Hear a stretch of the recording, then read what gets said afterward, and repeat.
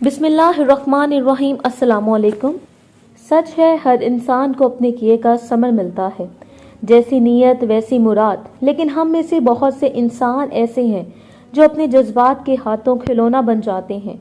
नफ्स तो बिलाशुबा शतर है, महार है, ये एक बेलगाम घोड़ा है, और जब तक अकल इसको लगाम नहीं डालती ये इंसान को गुनाह की अथाह गहराइयों में गिरा देता है। मैंने भी अपने जज्बात को मुकद्दम जाना और नफ्स के हाथों ऐसी जली कि जलकर राख हो गई।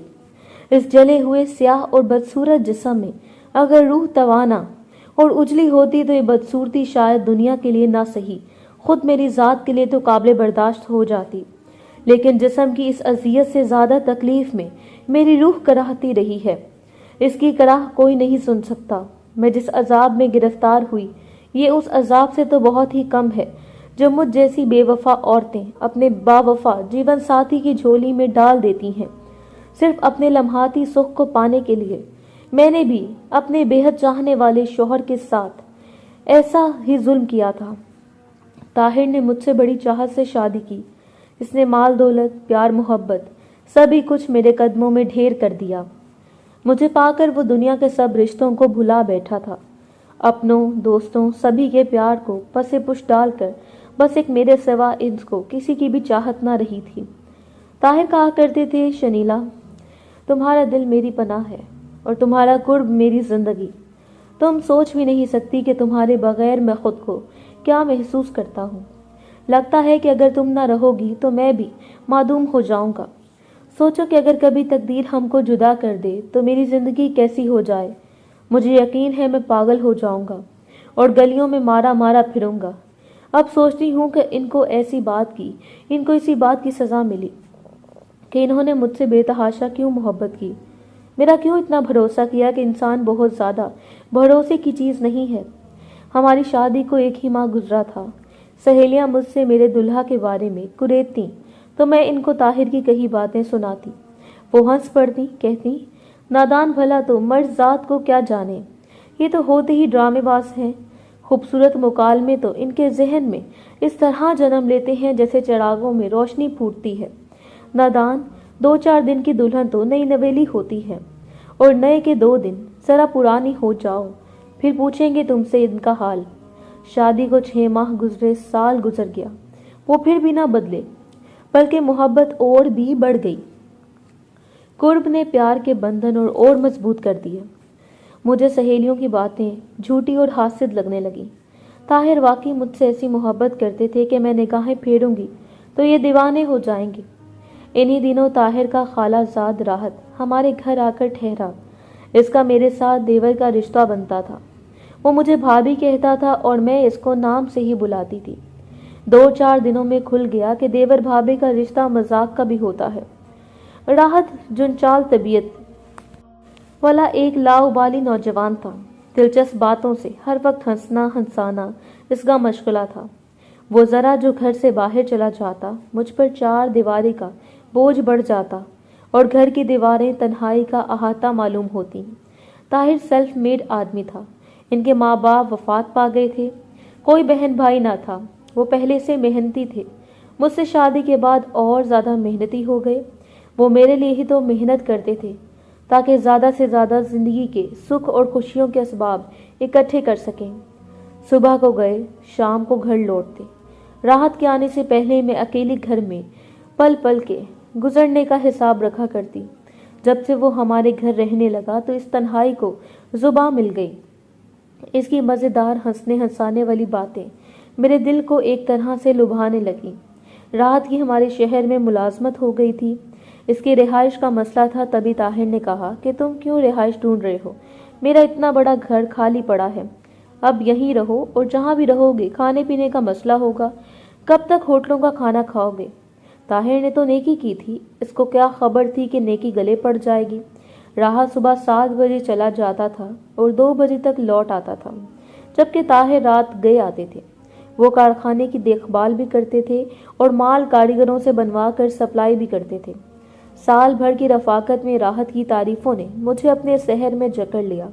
मैं शादी के बाद साथी के एक नए मफहूम से आशना हुई। मैंने जाना कि ज़िंदगी के साथी और रूह के हमसफ़र में बड़ा फ़र्क होता है। वो समाजी रिश्ता है और ये दिली रिश्ता है। कुछ खुशकिस्मत जोड़ों में समाजी रिश्ते में ही दिली रिश्ते की मिठास भी मयसर आ जाती है और कुछ बदकिस्मतों को एक साथ रहकर भी साथी के साथ का मधुर एहसास नहीं मिलता। इस किस्म के एहसासात अगर मेरे ही दिल में जागते तो शायद जिंदगी जबर और इख्तियार के बोझ तले दब कर जूं तो गुजार ली जाती। ये एहसास राहत के दिल में भी जलतरंग बजाने लगा था। फिर ये जलतरंग मुंह जोर तूफान की सूरत इख्तियार करने लगा। ऐसी सूरत में कभी कभी इस आरजू से आंखें चुराना मुश्किल हो जाता है जो शजरे ममनू की तरह हलाकत खेज होती है। हमारे रवैये बदलने लगे, तौर एतवार से कुछ अनहोनी बातें झलकने लगीं। हमारे रवैयों ने चुगली खाई। ताहिर ने भी एक दिन जान लिया कि इसके घर के अंदर दो अपनों ने किसी को गैर करार दे दिया है। रफ्ता रफ्ता बहुत छुपाने पर भी वो एहसासात आया हो गए जिनको कोई गैरतमंद शौहर बर्दाश्त नहीं कर सकता था। ताहिर ने पहले खफगी दिखाई, फिर सख्ती बरती और तलाक की धमकी देकर, ये धमकी इनका सबसे नाकाम हड़बा था।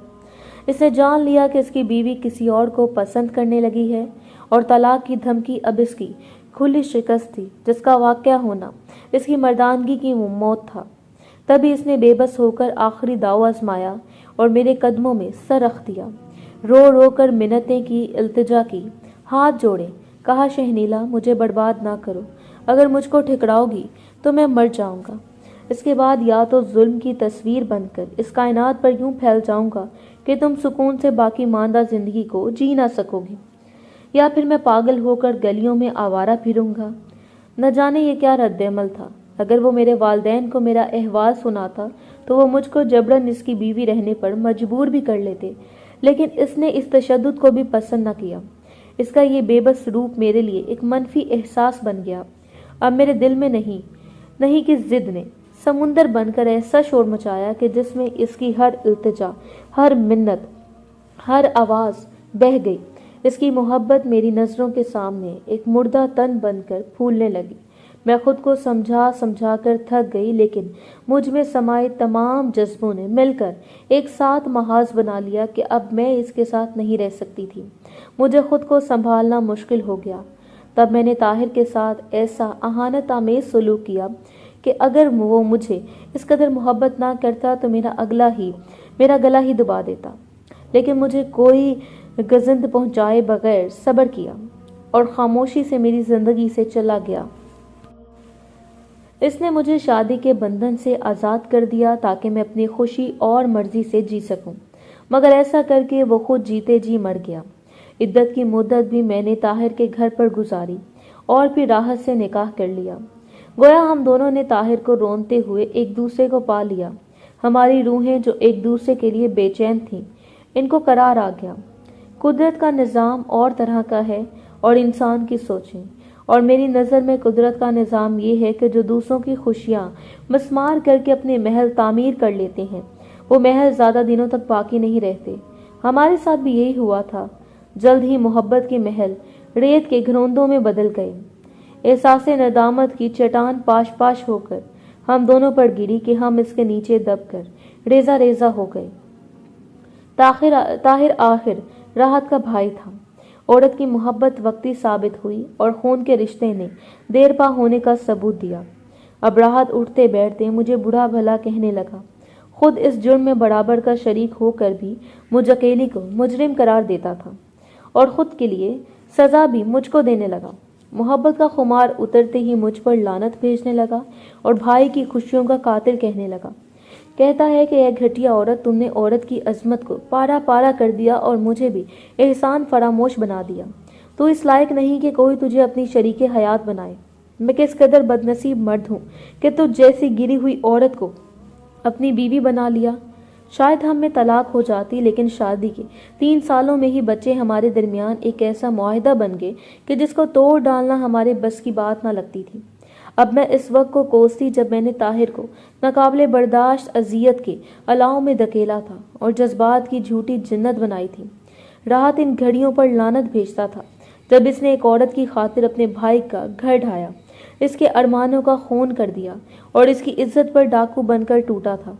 कुछ अरसा ताहिर को कहीं करार न आया। वो भटकता फिरा और फिर तंग आकर हमारे ही कोचे में लौट आया, क्योंकि इसका मकान भी इसी गली में था। वो दीवाना सा हमारी गली में बैठा रहता, जिस पर मोहल्ले के लोग रहम खाते थे। मोहल्ले के लड़के इसको पत्थर मारते तो वह न जाने किसको बद्दुआएं दिया करता था। मुंह ही मुंह में बड़बड़ाता, जाने क्या कहता रहता था कि इसकी महमिल बातें किसी की समझ में ना आती थी, लेकिन हम दोनों खूब जानते थे कि वो क्या कहता है। हर कहानी का कोई ना कोई अंजाम तो ज़रूर होता है। मेरी कहानी का भी हुआ। एक रोज़ राहत मुझसे लड़कर घर से चला गया। वापस आया तो इसके बाजुओं पर इसके भाई की लाश थी। ताहिर दीवाना सड़क पर मुर्दा पड़ा हुआ था। फटे हुए कपड़ों से बदबू आ रही थी। सर के बाल उलझे हुए थे और जेब में नशे की पुड़ियाँ थीं, जिनकी वजह से इसकी ऐसी हालत हो गई थी। राहत ने रोते हुए कहा, ए बेगैरत औरत, ये देख मेरा भाई मर गया है। इसकी माँ ना सिर्फ मेरी सगी खाला थी, बल्कि मेरा दूध शरीक भाई भी था। कातला, अब इसकी मौत पर आंसू ना बहा।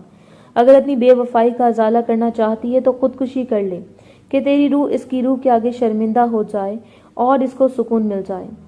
राहत ने ही इस लावारिस के कफन दफन का इंतज़ाम किया और इसके बाद वो घर से चला गया। राहत की आदत थी, वो ऐसे ही नाराज़ होकर घर से चला जाता था। 2-1 रोज़ बाद बच्चों का ख्याल करके लौट आता, लेकिन इस रोज़ जाने मुझे क्या हुआ कि इसने खुदकुशी के ताने पर मैंने खुद को कमरे में बंद करके आग लगा ली। मैं समझी थी कि मर जाऊंगी तो इसे भी राहत मिल जाएगी और अपने बच्चे भी खुद संभाल लेगा, मगर ऐसा ना हुआ। जो ही मेरी चीखें बुलंद हुई, मेरा बेटा भागकर पड़ोसियों को बुला लाया और इन्होंने खिड़की के जरिए कमरे में दाखिल होकर मेरे जले हुए वजूद को अस्पताल पहुंचा दिया। राहत को भी मेरे जलने से अजियत हुई। दिन रात मेरी देखभाल की। जिंदगी थी, बच गई। अब मुझसे वो आंख नहीं मिलाता। कहता है कि मैंने तो ऐसे ही कह दिया था, तुमने सचमुच कर दिखाया। शुक्र है कि अल्लाह ने मेरे बच्चों पर रहम किया, तुम बच गई हो, वरना तो मैं भी जान दे देता। अब जो हुआ भूल जाओ, हम पर बच्चों की जिम्मेदारी है और अब इनकी खातिर जिंदा रहना है। सब कहते हैं कि जिंदा बच गई हो तो जख्म भी अच्छे हो जाएंगे, मगर मैं कहती हूँ जली हुई रूह के जख्म कभी अच्छे नहीं होते।